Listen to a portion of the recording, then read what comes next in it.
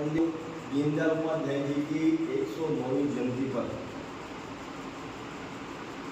रखे इस कार्यक्रम में उपस्थित जिला संचालक और शहर के प्रसिद्ध एडवोकेट मेरे बड़े भाई अमरचंद्र जी बौड़ साहब, 35 साल पहले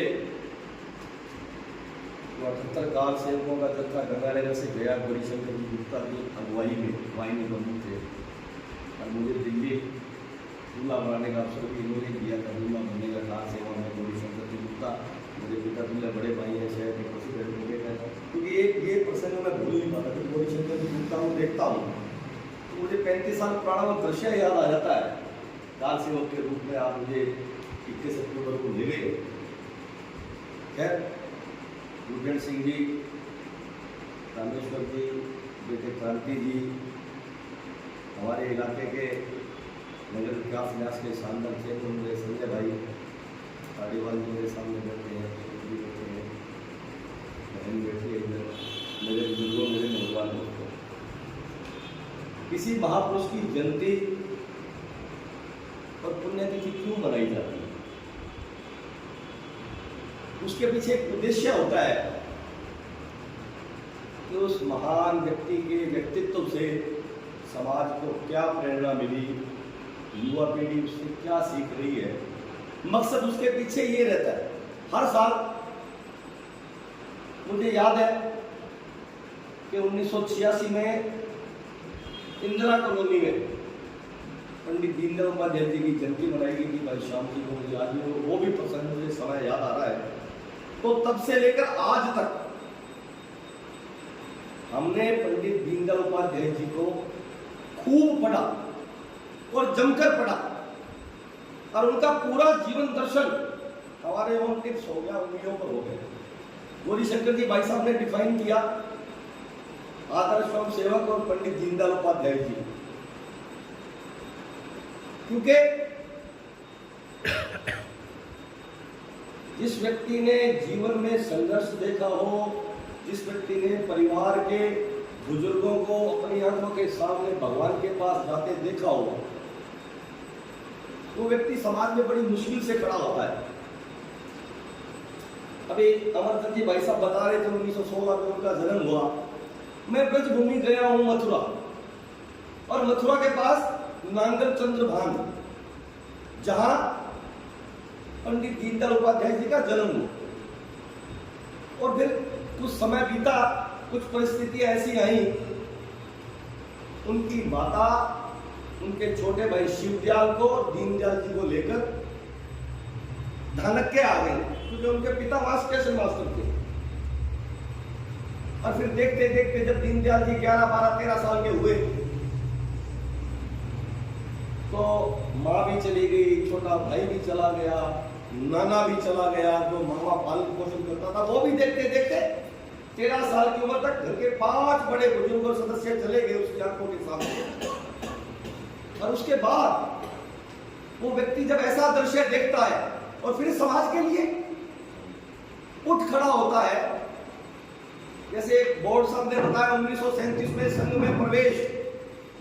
संघ एक ऐसा स्थान है जहां व्यक्ति को वो कुछ सीखने को मिलता है जो विश्व की किसी पाठशाला में नहीं है। ये ठीक है, कहते हैं मां पहली गुरु होती है, लेकिन संघ में जाने वाला व्यक्ति जिसने शाखा में प्रवेश कर लिया, उसने वहां वो कुछ सीखा है जो किसी दुनिया के किसी और संगठन में सीखने को मिलता ही नहीं।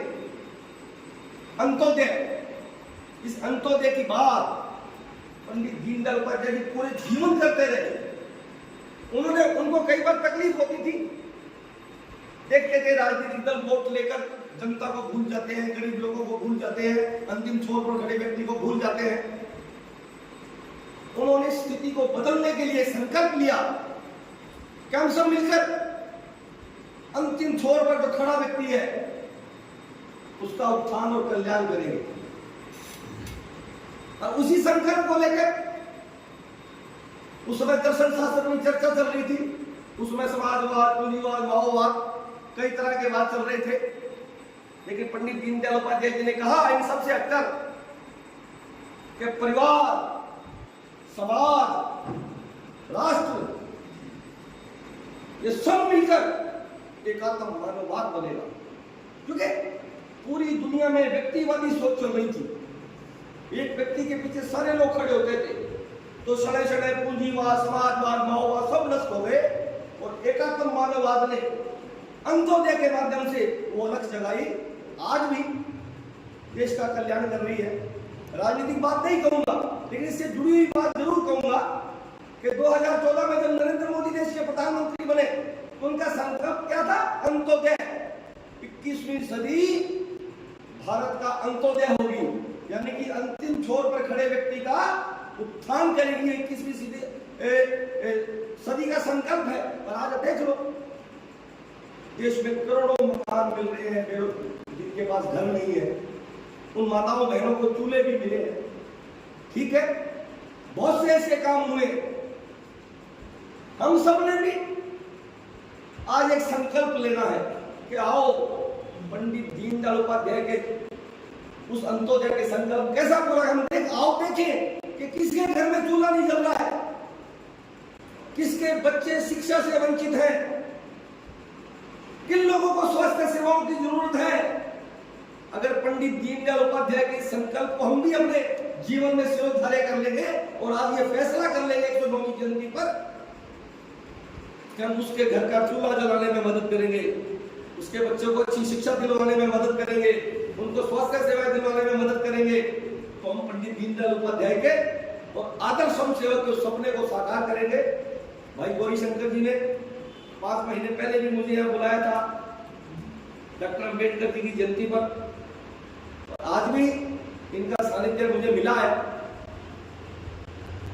हम सबका यही सपना और संकल्प है कि आओ हम सब मिलकर पंडित दीनदयाल जी के अंत्योदय के संकल्प को, उस लक्ष्य को पूरा करने में जन जन का सहयोग करें। धन्यवाद।